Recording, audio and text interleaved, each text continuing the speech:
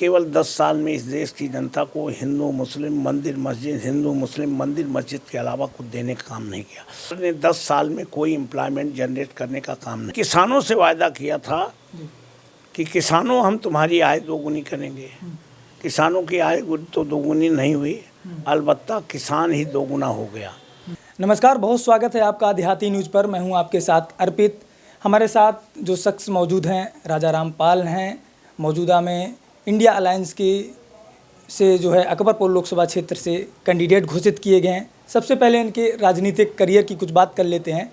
1996 में ये पहली बार बहुजन समाज पार्टी से घाटमपुर विधानसभा से विजयी होते हैं।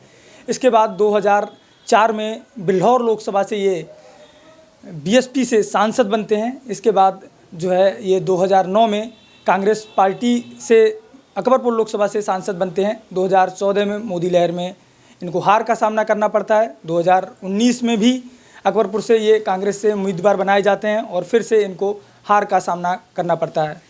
2024 में ये फिर से समाजवादी पार्टी के तरफ से उम्मीदवार बनाए गए हैं और फिर से मैदान में हैं। स्वागत है राजा रामपाल जी देहाती न्यूज़ पर आपका। धन्यवाद। राजा राम जी, किन मुद्दों को लेकर जनता के बीच जा रहे हैं? देखो, झूठ और सच के बीच चुनाव हो रहा है जी। जिस झूठ को इस देश के आदरणीय प्रधानमंत्री नरेंद्र मोदी जी ने 2014 में आए थे कि कांग्रेस ने बड़ा भ्रष्टाचार किया है, विदेशों में काला धन जमा किया है, इस देश के लोग हमें गद्दी में बैठाओ, हम गद्दी में बैठते ही 100 दिन में विदेश से काला धन लाएंगे। इतना काला धन जमा है कि 15-15 लाख सबके खाते में आ जाएंगे। पहला तो ये झूठ बोला। 10 साल हो रहे हैं, आज तक वो काला धन लाना तो दूर, किस बैंक में जमा है ये तो दूर, एक भी कांग्रेसी का नाम तक उजागर नहीं कर पाए कि फला आदमी का। और इस 15 लाख को फिर उन्होंने जुमला कह दिया, पहला झूठ। दूसरा, उन्होंने नौजवानों को आह्वान किया, कहा 2 करोड़ नौकरियां प्रत्येक वर्ष देने का काम करेंगे। 2 करोड़ नौकरियां तो छोड़ो, कोरोना और अचानक नोटबंदी के चलते 2 करोड़ लोग देश विदेश में काम करने वाले लोग घर वापस आने का काम कर चुके हैं। इन 10 सालों में 2 करोड़ लड़के वो हैं जो नौकरी की तलाश में अपनी तैयारी कर रहे थे, वो 2 करोड़ लोग ओवर एज हो गए हैं। इस सरकार ने 10 साल में कोई एम्प्लॉयमेंट जनरेट करने का काम नहीं किया।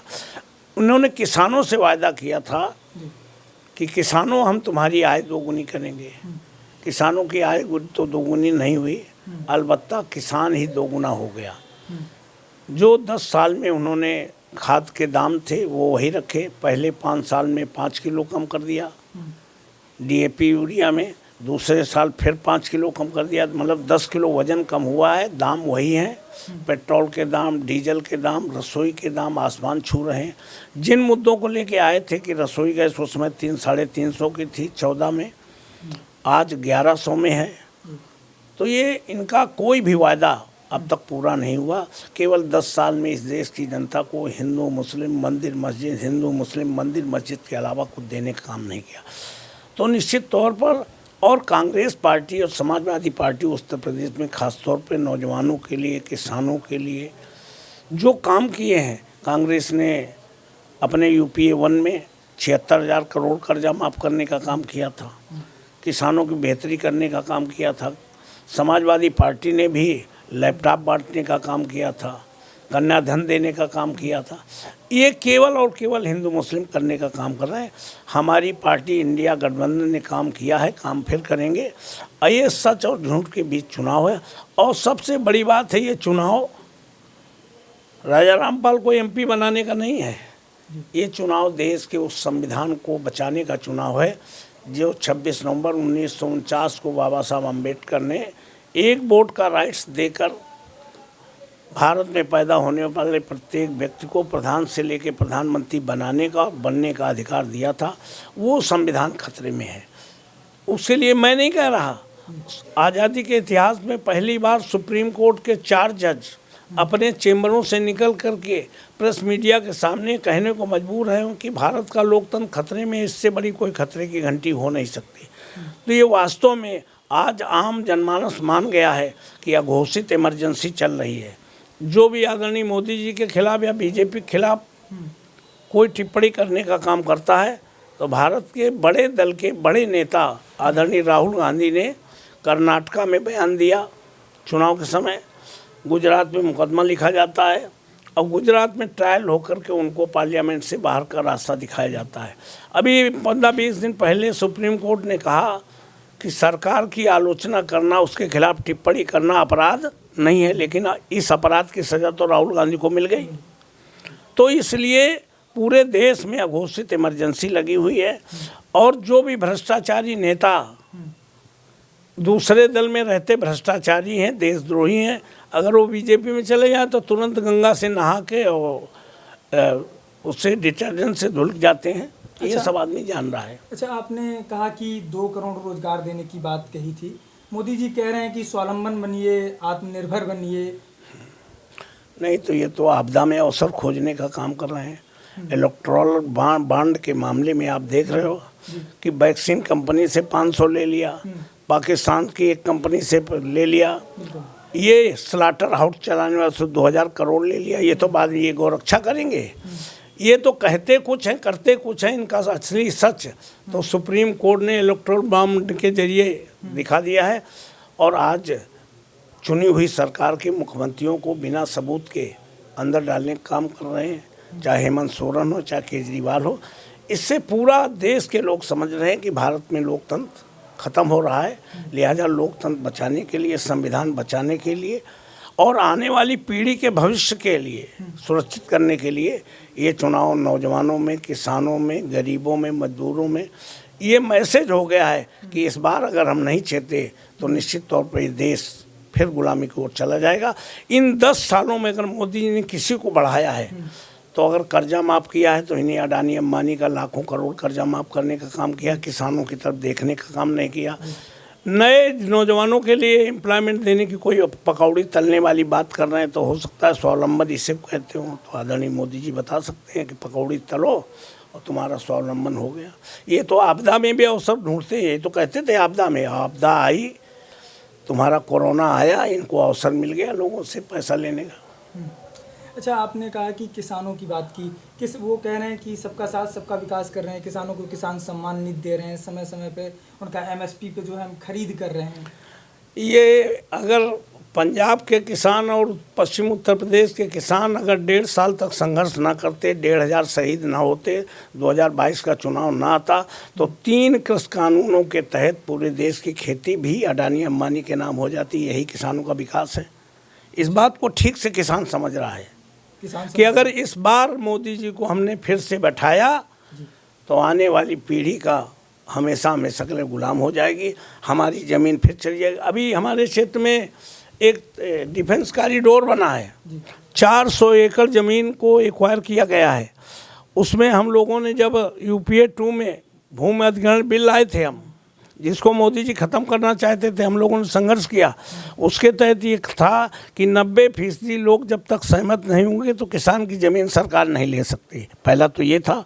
दूसरी बात, अगर लेनी ही पड़े तो 4 गुना मौजूदा से मुआवजा देने का काम कर। उसके तहत उस डिफेंस कॉरिडोर में 400 एकड़ ज़मीन का मुआवजा तो 20 लाख के हिसाब से मिल गया और वो 20 लाख के हिसाब से मुआवजा में खरीदने के बाद अडानी को 1 रुपया पर बीघे के हिसाब से 99 साल के लिए लीज पर दे दिया गया और उस ज़मीन को डिफेंस का सामान बनाने वाली फैक्ट्रियाँ 30-30 हज़ार रुपये प्रति घर के हिसाब से अडानी को देने का काम कर रहे हैं। आप समझिए, अडानी को फ्री दी गई और अडानी 30,000 रुपये गज में दूसरी फैक्ट्रियाँ खोलने के लिए दे रहे हैं।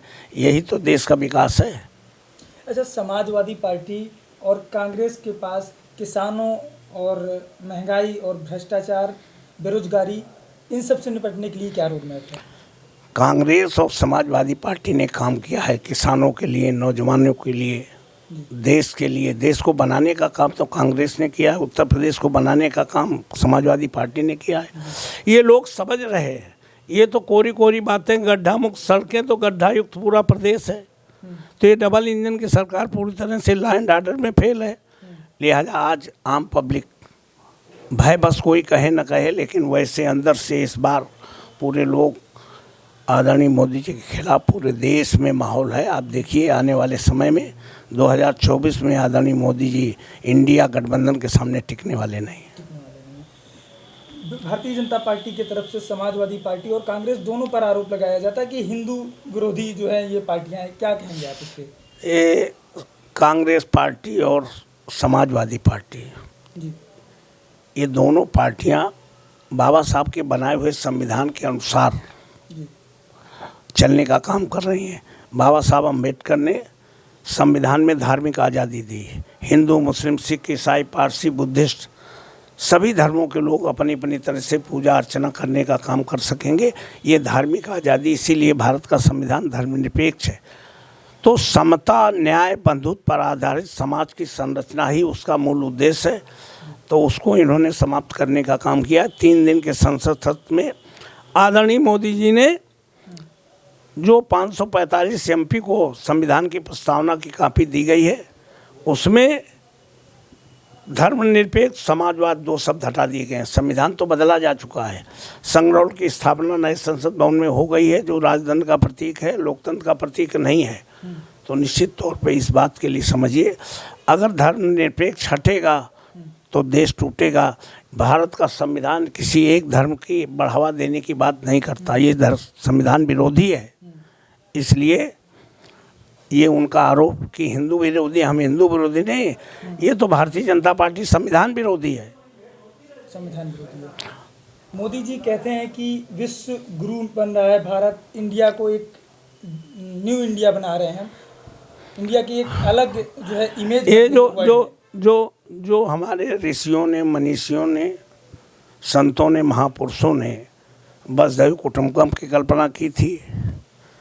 2500 साल पहले बुद्ध ने सर्वे भवन सुखिनः सर्वे सन्तु निरामया सर्वे भद्राणि पश्यन्तु मा कश्चित् दुर्भाग्य की कल्पना की थी। उस मिथक को जो पूरी दुनिया में आज भी अगर कुछ देने के लिए है तो भारत में है, उसको इन्होंने तहस नहस करने का काम किया है। ये क्या विश्व गुरु बनाएंगे? ये तो पूरे विश्व में थू कराने का काम कर पाएंगे। अच्छा, समाजवादी पार्टी द्वारा PDA, पिछड़ा दलित अल्पसंख्यक पर जोर दिया जा रहा है। क्या लग रहा है कि पिछड़ा दलित अल्पसंख्यक वाकई में समाजवादी पार्टी के साथ चलेगा इस बार? देखिए, समाजवाद का अर्थ ही यही है, समता, न्याय, बंधुत्व पर आधारित समाज की संरचना बाबा साहब अम्बेडकर ने संविधान में दिया था।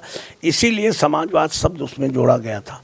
निश्चित तौर पे आज बहन जी के ED और CBI के डरने के बाद दलित को, पिछड़े को, अक़लियत को, आधी आबादी महिलाओं को और अगड़े समाज के वो लोग जिन्हें संविधान और लोकतंत्र में आस्था है, वो सारे के सारे PDA के अंतर्गत आते हैं। और वो सारे के सारे लोग मिल करके इस भारत के संविधान और लोकतंत्र को बचाने का प्रयास कर रहे हैं। अच्छा, मायावती जी ने इस पे जो है एक ट्वीट किया था कि PDA का मतलब है परिवार दल अलायंस, क्या कहेंगे इस पर? देखिए, बहन जी क्या कहती है, वो हमारी आदरणीय बहन जी हैं, लेकिन इतना ही जान लो, बाबा साहब का नाम लेके जो पार्टी मानवर कांसीराम साहब ने बनाई थी, हम उसका नारा था, बाबा तेरा मिशन अधूरा, कांसीराम करेंगे पूरा।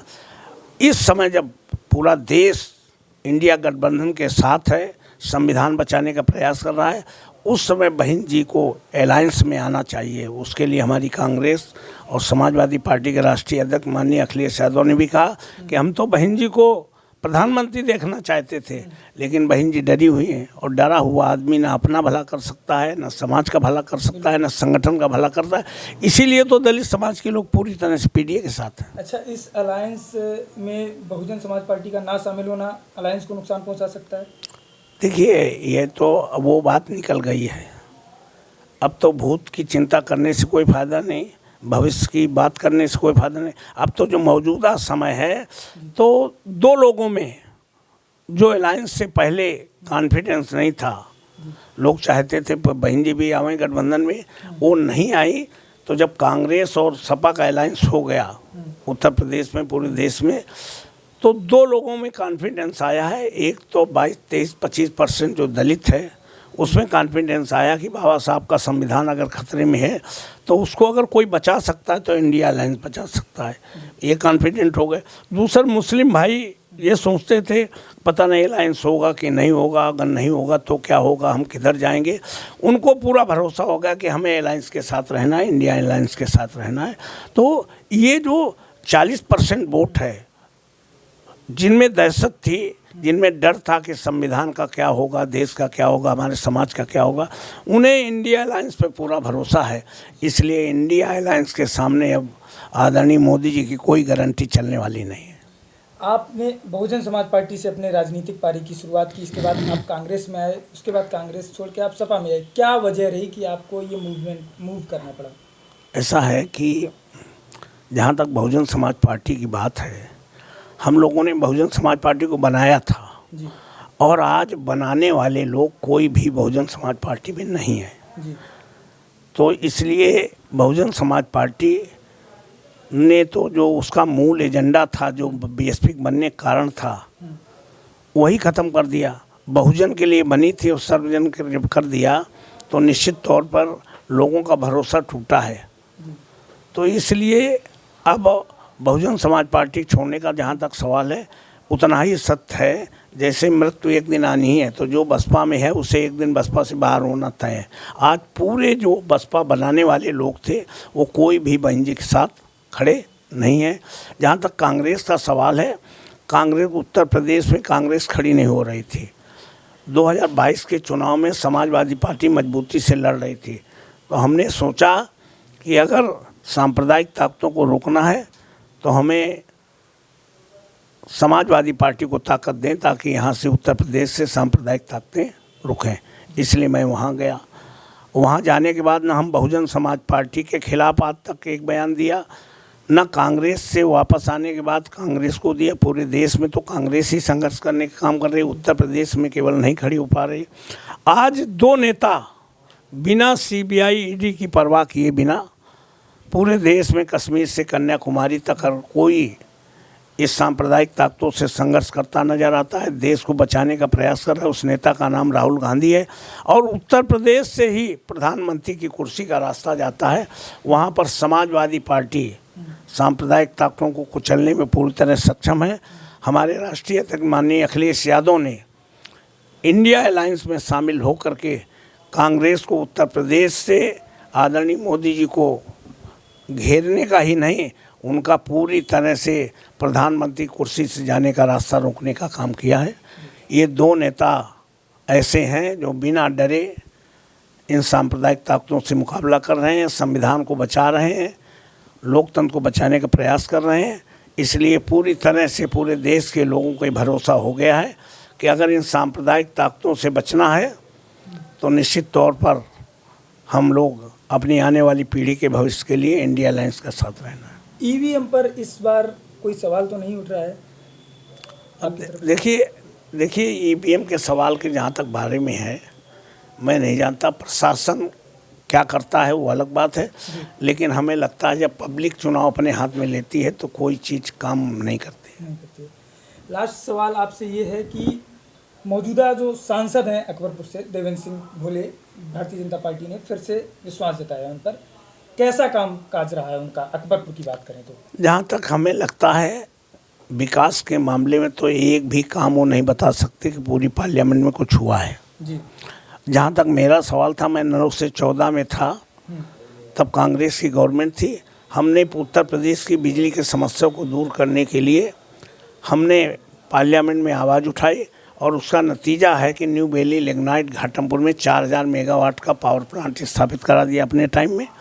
हमने कानपुर से हमीरपुर तक का बहुत रोड ख़राब था, उसको स्टेट हाईवे बनाने का काम किया। बिठूर पौराणिक और ऐतिहासिक स्थल है, उसके लिए हम लोग 16 करोड़ रुपए रिलीज करा के मंधाना से बिठूर तक का ब्रॉड गेज कराने का काम किया। हमने कोई ऐसी स्टेशन नहीं बची होगा जहां गाड़ियों का स्टॉपेज न कराया हो। हम लोगों ने कोई मंदिर, मस्जिद, चर्च, गुरुद्वारा बचा नहीं होगा जहां पर सोलर लाइट और इंडिया हैंडपम्प न देने का काम किया हो। हमने ऐसा कोई विकलांग पार्लियामेंट में नहीं होगा, एक एक विधानसभा में सम्मेलन करा करके व्हील चेयर, छड़ी और कान की मशीन देने का काम किया है। जहाँ तक विकास का सवाल है कि मेरे पत्थर तो आज भी देखे जा सकते हैं, लेकिन मौजूदा सांसद जिसकी गारंटी केवल मोदी जी के पास थी, उनका कहीं कोई चिन्ह भी नज़र नहीं आता कि यहाँ ये डेवलप करने, यहाँ तक कि 10 साल से वो पब्लिक के बीच में भी गायब रहे हैं। उससे लोगों में बहुत रोष भी है। आपको क्या लगता है कि केवल मोदी की गारंटी पर ही वो चुनाव लड़ रहे हैं? मेरी गारंटी समाज के उस अंतिम व्यक्ति के पास है जिसके पैरों में चप्पल नहीं, शरीर में कपड़ा नहीं, पेट में भोजन नहीं, हमारे पास आने तक के पैसे नहीं, अपनी समस्या कहने के शब्द नहीं। वो 150 किलोमीटर की सराउंडिंग में 1 करोड़ की आबादी वाले नगर देहात पे समाज के अंतिम पंक्ति में खड़ा आदमी भरोसा करता है। अभी राजा रामपाल के पास जाएंगे मदद हो जाएगी, भी टेलीफोन करेंगे मदद हो जाएगी। ये भरोसा उस अंतिम व्यक्ति को हमारे शरीर की अंतिम सांस तक कायम रहेगा। हमने गारंटी बिल्कुल गरीब आदमी को दे रखी है, उनकी गारंटी मोदी जी के पास है। इस बार पब्लिक वो गारंटी मोदी जी मानने वाली नहीं। कल मैं अकबरपुर लोकसभा क्षेत्र में कवरेज कर रहा था। ओपीएस बहाली वहाँ के लोगों का मुख्य मुद्दा है। क्या स्टैंड है आपके पार्टी का और आपका? जहाँ तक सवाल है ओपीएस बहाली का, इंडिया गठबंधन का वायदा है कि ओपीएस की बहाली होगी। दूसरी बात, जो 4 साल के अग्निवीर उन्होंने बनाए हैं, उनका इंडिया गठबंधन की गवर्नमेंट बनते ही उनकी परमानेंट नौकरी होगी, परमानेंट पेंशन होगी, परमानेंट राजकीय सम्मान होगा। जितने खाली पद पड़े हैं उनमें तुरंत भर्ती होगी। आज नौजवानों को, किसानों की बेहतरी होगी। कांग्रेस ने पहले भी काम किया है। इसलिए निश्चित तौर पर हमें लगता है कि आज इंडिया गठबंधन के सामने अब मोदी जी की गारंटी चलने वाली नहीं है। ये थे हमारे साथ अकबरपुर लोकसभा से इंडिया अलायंस के प्रत्याशी राजा रामपाल जी, जिन्होंने बेबाकी से अपनी बात रखी, बताया कांग्रेस बहुजन समाज पार्टी छोड़ने की वजह क्या रही, इस बार पीडीए कितने मजबूती के साथ अकबरपुर लोकसभा में चुनाव लड़ रहा है। बने रहिए हमारे साथ, देखते रहिए देहाती न्यूज़। धन्यवाद।